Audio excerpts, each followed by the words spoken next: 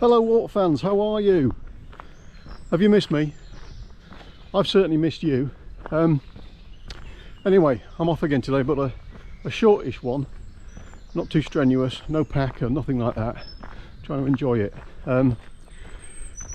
Basically I'm going to go out of the village and do a bit of culture, and that involves getting through this gate for starters, excuse me, and carrying up this track. So we'll put a map in as usual, but basically I'm going to go using the rights of way and the tracks to get myself up to the Longstone, which is known locally as the Longstone, an old Neolithic long barrow structure, and from there I'm going to make my way down into Mottistone Manor Gardens and show you a bit around the gardens. Yeah, that's the plan. I think we've got a decent day today, maybe a little bit of wind in the background, but from there I'm going to try and get down to the coastal road, coastal path, and then make my way back to Bryston if diversions allow. So that's the plan. 5 or 6 miles. Stay with me and we'll see what we can see. Bye for now. This area is called Grammer's Common, Grammer's Wood. It's actually private land, but the landowner has allowed access through on specific tracks. It's a lovely area. You can hear the weather outside the wood. It is a really windy day again today, but miraculously it isn't raining, so makes a lovely change, doesn't it? Will it ever stop? And already there's been news on the news about hosepipe bans in the summer or something like that. I'm sure I picked up, maybe it was a 1st of April joke, but anyway, yeah, it's been a busy couple of weeks for me. I don't know, this retirement thing, busy period of time. I'm building a greenhouse actually for Mrs. B. I'll put a picture in, show you progress so far. Yes, it is taking some time, but it's going to be a brilliant thing when it's finished. But yeah, so I will continue this lovely walk through Grammer's Wood, and talk to you in a sec. So I've just come off the track slightly, and because I saw this bench from the track, and looking around, you can obviously, it's an outward bound kind of thing, but then when you start looking at it, look at the tree lines.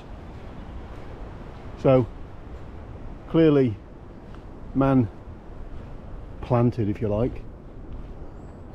I don't know how old this would be now. Maybe someone can tell us in the comments. By the size of these trees, they're about, I don't know, 30 meters tall or so. But this is an extra planted on the side of Grammer's Wood, and Grammer's Wood is just walked through, being a natural wood, if you like, and then this has been planted. And there's a hide here. It's actually not a hide, it's a toilet. You don't want to see that. Maybe you do. So yeah, it's an outward bound kind of place. Credit to them. Anyway, got to keep going. What a really nice spot this is. I don't know who runs the outward bound things. I wonder if they'd mind people camping. I don't know. Probably not, to be fair. So don't do that. Back to the track.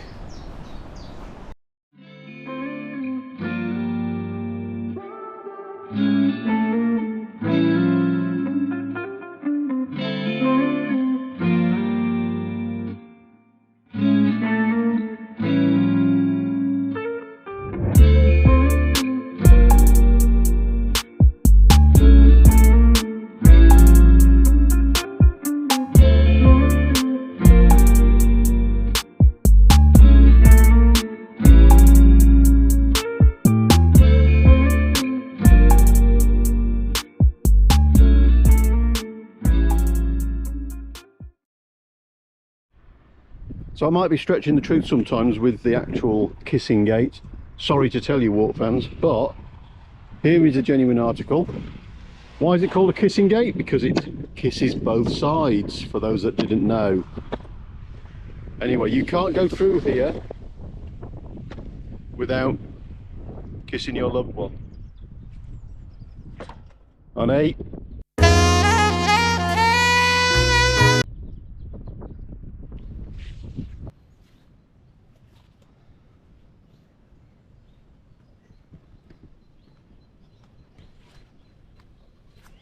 I may be biased, but West Wight, honestly, it is. I mean, I'm maybe a mile and a half out of the village, and it's just, look at this countryside. I'm going to show you again.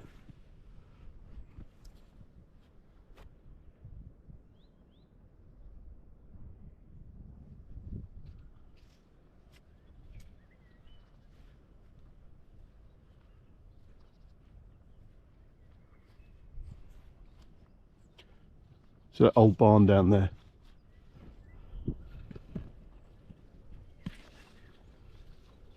Proper soul food, I say. I guess they say. I just met a guy down at the bottom there, this old retired gentleman. I was talking to him for 5 minutes. A guy called Tex, or Jim. Been here for 29 years, from Texas. Just lives down the road there. He was telling me his life story. You meet such nice people on a walk. Yeah, you know what, I've been mulling this over for a little while, and one of my early videos I mentioned some people, and they talked about what hiking and walking does for them, for their noggins. And I've got to be honest, I've only been out a mile and a half, 2 miles, and I feel better already. And I have not been out for a couple of weeks since that longer walk. And it's true, it proper feeds the soul. It is so good for you to get out and about. And certainly I feel better for it. There's a lot to be said for, I know mental health, and that is a big topic at the moment. And you know, you can be on the outside really, you know, robust, and robust's a bad word, I hate that, seemingly impervious to modern life and the issues that it brings, but inside it can be a struggle. And I think it's important to get it out there. I mean, if you find something that helps you, fulfill yourself, I say. Anyway, enough of that for now anyway. So here we are, approaching the Longstone. Now, as I mentioned earlier, there's a couple of local legends regarding the origin of it. Stretching the truth somewhat regarding the story about the virgins being sacrificed on this longer stone here.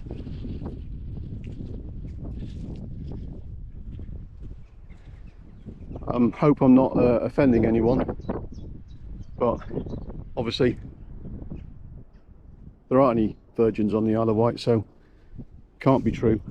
Another local legend is one about St. Catherine's or something, but basically the actual truth of it is it was an entrance to a Neolithic long barrow, and these stones are what remains of a 6,000-year-old Neolithic communal long barrow for burying the dead. And the stones have been moved in the past to try and see what's underneath it, and as an excavation or archaeological dig. But anyway, that's them. Now, it's also known as a Mottistone, which is a meeting place in Saxon times, where the moot is Saxon for meeting place.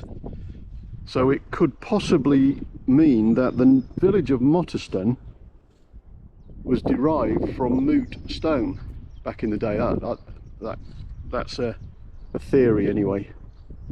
So next stop is Mottistone, and I think that is in that direction there. I brought my National Trust card with me, so I'm not going to get rugby tackled by one of the elderly guardians. Yeah, when I get down into the gardens a bit further, I'll bring you back. Yeah, so Mottistone Manor was first mentioned in the Domesday, in articles relating to the Domesday Book of 1086. That is a day or two ago. So I'm just going to circle this area here and show you a bit of the gardens from this view. Well, first off, I'll show you where they used to drive the cattle up, and then I'll go into the gardens. Mrs. B would be able to tell you way more about the gardens and the flora and fauna. There's a quick look there. Apparently it's the most southerly National Trust run garden in the UK, and sadly we heard last week that the gentleman that took us on the tour last year, who'd been the head gardener here for nearly 30 years, very, very sadly passed away. His name was Ed. So we thank you, Ed, for that tour, and pass on our regards to the family. That's the area where they used to drive the cattle up anyway.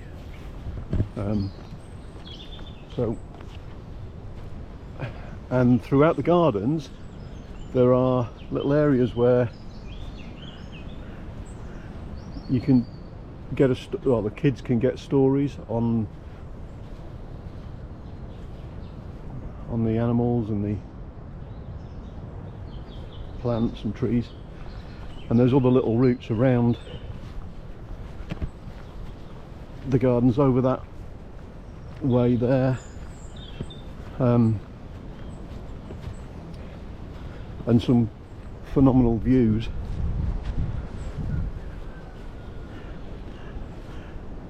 From this seat down,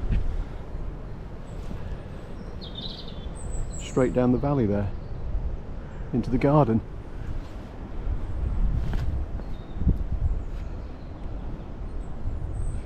The oldest parts of the manor that are still standing date from around the 15th or early 16th century. It's been remodelled over the years by various owners, but in the sort of mid 1850s it was just a working farmhouse, and the gardens didn't exist at the time, and then it was bought in the mid 1800s by the Seeley family. So one of the famous references for the Mottistone Manor is in regards to John Edward Seeley, 1st Baron Mottistone, or otherwise known as Jack Seeley. He was a British Army general and politician, and a Conservative Member of Parliament. He was a Secretary of State for War for the 2 years prior to the First World War, but then continued in the army throughout the war. And he led one of the last great cavalry charges in history at the Battle of Moreau Wood on his war horse Warrior. Now, if anyone has seen the play or the movie of the same name, Warrior is the famous horse in that movie. And of course he lived here. And that was in March 1918.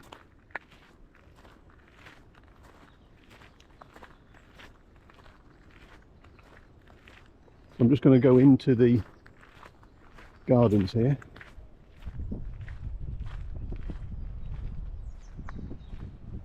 I'll go to the left. This is the working area of the gardens. Greenhouse up there and the potting shed and the kitchen garden, which they still run here, but apparently the produce is not used in the shop anymore, the cafe, due to regulations, which is a shame. So apparently this is a they were at this in the summer is so full and overflowing the edges of the garden here, of the walk here. It is a tremendous, it's a beautiful spot and so peaceful. Back in the day they used to have a jazz festival here, which I did come to a couple of times. I don't know, maybe 20 years ago, and it was up. Well, I think the tent was around here, and everyone sat up in this area. But yeah, so the garden was arranged this way because of the views from the bedrooms down there in the main house there. So it's only April, so there's not much in the way of growth in the beds, but trust me, if you ever come to the Isle of Wight, I would definitely put it on the list to come and see these magnificent yew hedges all the way around here. And they tell us that this is they don't water this garden at all throughout the year. I know what you're thinking, you don't need to right now, but in the height of summer, obviously we're south, and it can be some of the driest parts of the country. Just going to go in here again.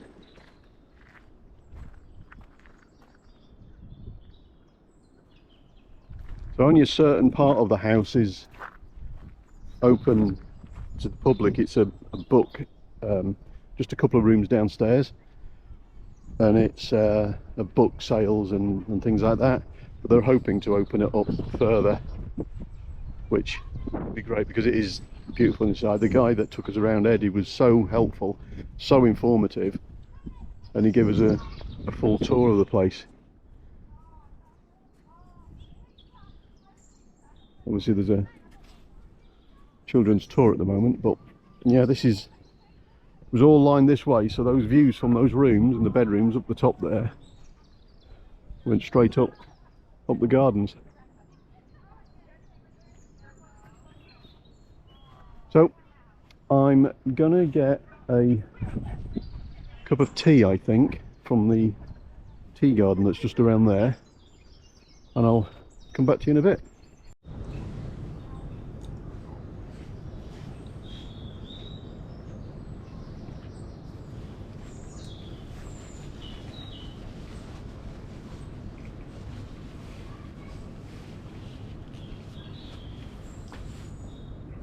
Caught me. They've got a lovely tea garden here. Not very busy, but today anyway.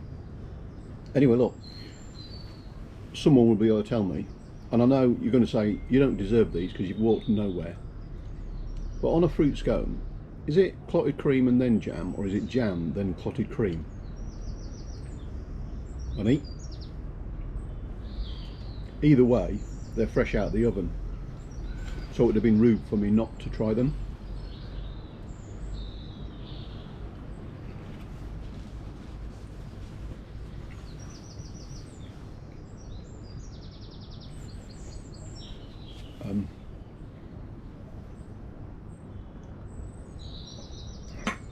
Actually makes a lovely change stopping somewhere and not having my too strong coffee or too weak coffee out of my flask. Lovely cup of tea out of a china cup. Look at me, how posh. Is this where they say the boy done well?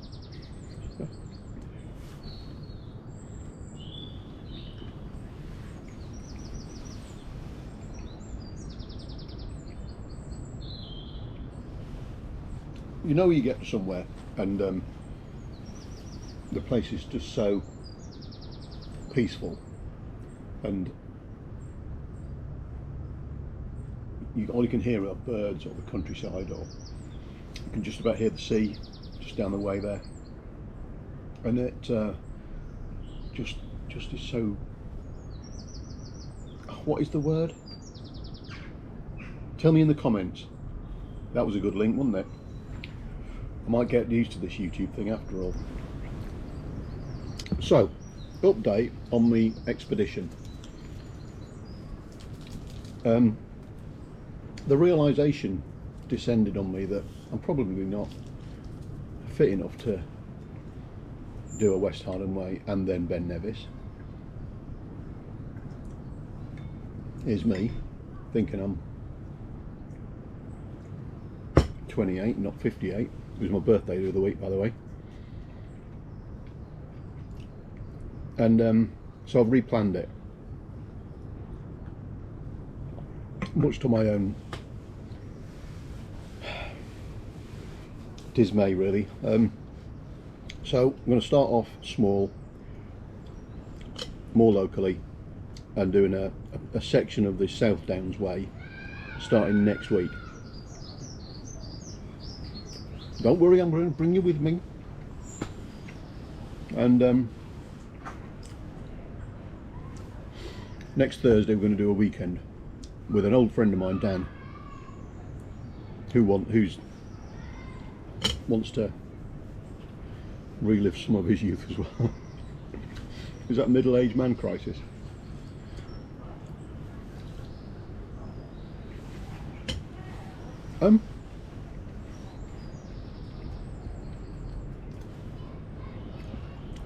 Actually tastes different.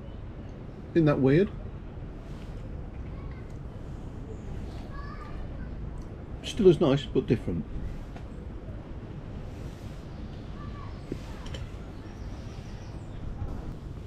There's a robin over there as well. I reckon they get fed. So yeah, next Thursday, 11th, that's the plan. Hopefully, if all goes well, kicking off in Winchester and walking down to Burriton, about 10 or so miles a day. Hopefully that all goes well. I'll take you with me. Theory is, if a little bit of something, like today's walk, is good for you, then more has got to be better. It's like red wine. If a glass of wine a day is good for you, then a bottle's got to be better.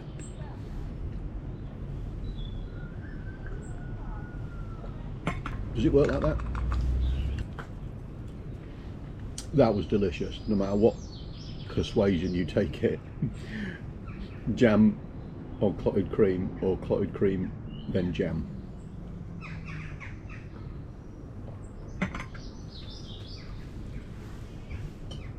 I've got some clotted cream left. I was going to eat it with my knife, but I won't do that in front of you. Talk to you in a bit. So this is the entrance here to the bookshop.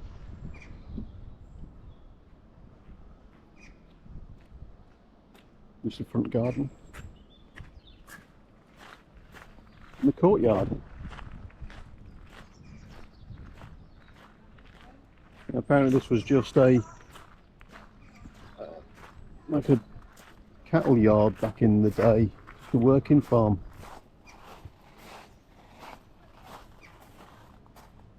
Now there's an image there of when it was just a farmyard at the front there.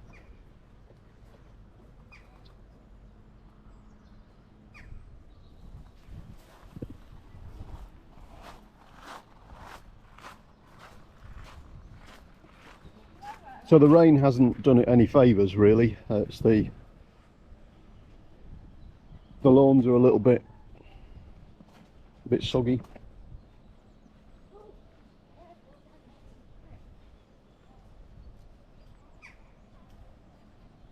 Especially this area.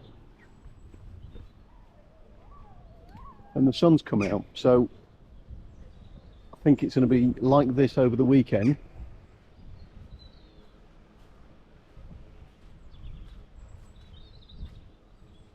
So really this is where we need Mrs. B, because gardens, plants and bushes and are completely her area of expertise, and they're not mine.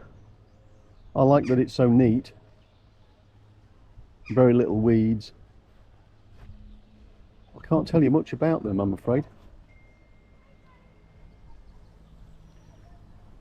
I know that's a pigeon, and the road is right outside that gate, so we're that close to the road here. But look at these tropicals.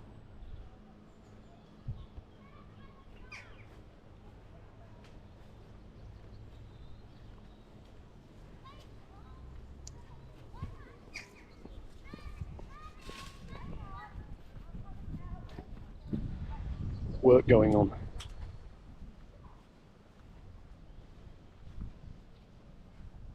Oh yeah, very soggy. Someone just said there might be an underground stream which surfaces around here somewhere, which makes it quite boggy, which is a shame. But anyway, in summer this will all grow up. Viewed from above, it's like a spiral. It's hard to make out on the ground level, but that's what it is. And these are the plants Mrs. B is envious of. That one there, for example, I'm going to say Trachycarpus. She'll correct me if I'm wrong. Look at the size of that one. And I think those in the back there are Fatsia japonicas. But again, I may be wrong. And they're so well labelled. Look. A lot of them have got the labels on them. And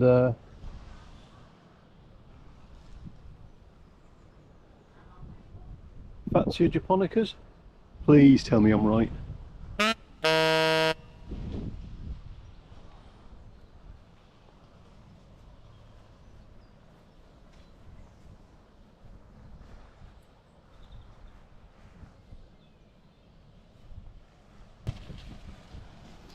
Now I was in the cafe area a few minutes ago and just sat having my tea. There are some places that are hard to leave, and this is one of them. You can just sit, you can just listen, you can just think. And contemplate. And there's the house behind.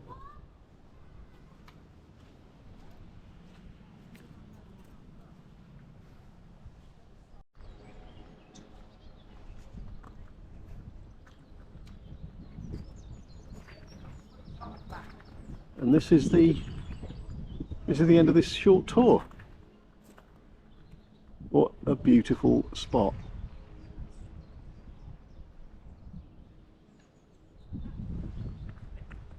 And the sun's coming out for me.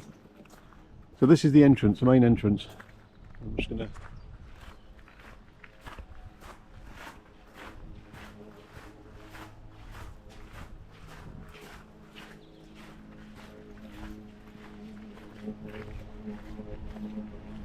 There's lots of gardening activity going on. I've spoken to a few on my walk around, trying to get it up to the standard that they like it to be.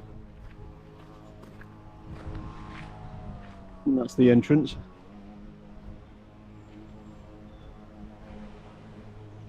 Car park's up that way.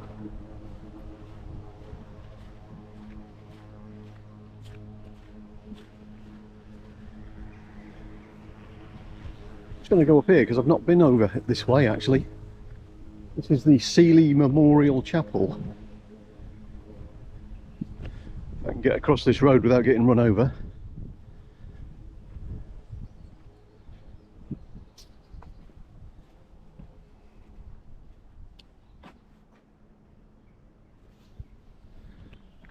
Mottistone Chapel.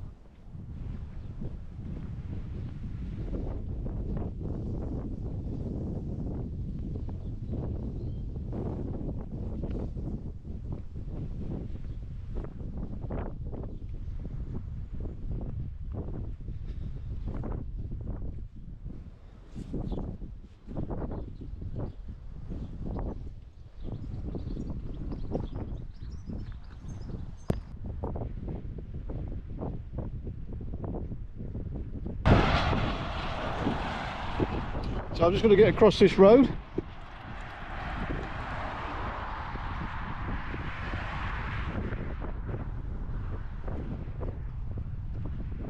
And get over onto the coastal path, which is just over there.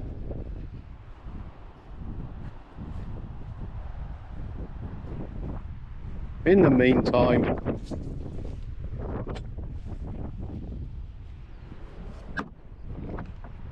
me.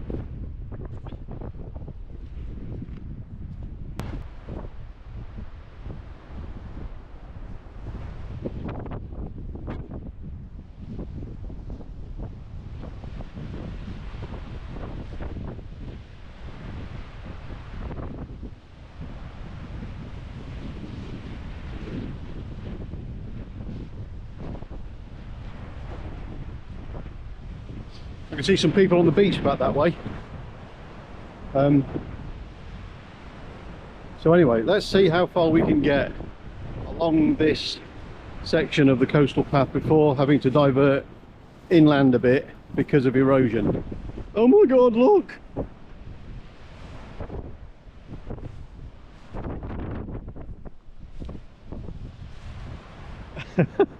I think I might move inland in a bit.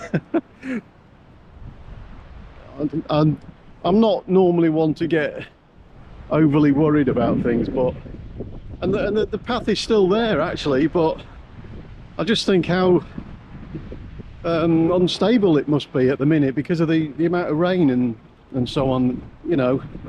So I don't know. Anyway, enough of me and more of this. See what I mean about a bit of walking and a bit of sunshine at last, and how good it is. I feel my mood lifting by the minute, and I hate that about it, you know. It's just weather, for God's sake, but I'm just one of those people, I just can't bear the rain. It just I don't know, what is it even for?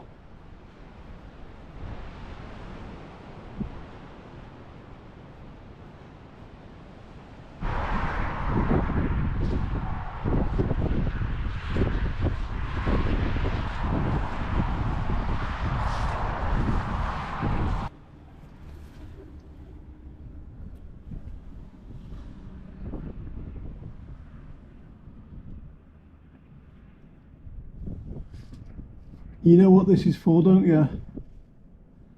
Yeah, protection against the Germans. Sorry. Not anymore, obviously, we're friends now. Anyway, coastal path diversion has taken me way off the coastal path. So it's pointing me inland through a muddy field. I know, it's the story of my videos at the moment, isn't it? That's the end of the coastal path, unless it takes me back a little bit more. We're going to have to do something with it. I don't know what, but it's not the coastal path much anymore.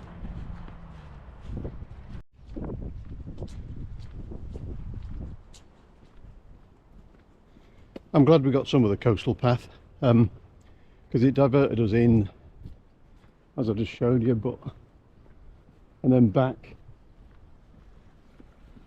on a track that I know, back to Galley Lane in Bryston. But I went up there a little way, and basically it's impassable without waders. So I'm back on the road,